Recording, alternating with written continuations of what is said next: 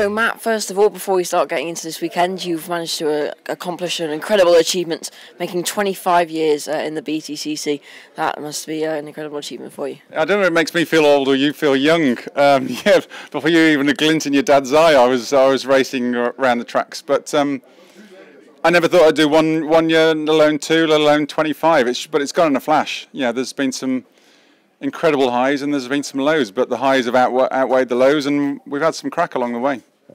Now this weekend, qualifying, you may have been a little bit down the order than where you would have maybe wanted to be, but you've managed to work your way up the order in race 1 and then also in race 2 to try and put yourself into a good position for race 3.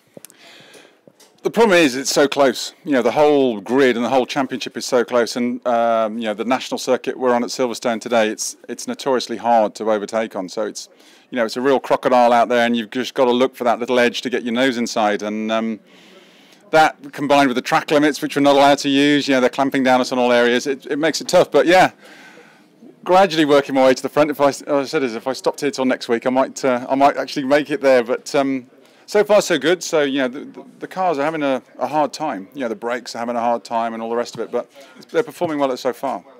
Now, towards the end of that race, you hooked on to the back of your teammate, Gordon.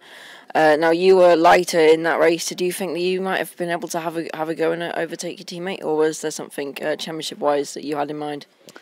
Well, we were both on the soft tyre. There were a few punches out there on the soft tyre, and have been more than that this weekend. So I had got more pace, but then what was I going to do? Risk the car? You know, we were in a safe position with solid points and a safe position for the reverse grid, being in the top 6. So I had to. So I sort of throttled off with about 10 laps to go, and then Tordov seemed to find another gear, and then he started coming on strong, and to get his claws into me, I had to get the hammer down again. So that's when I closed back in on flash with the last couple of laps. But it was.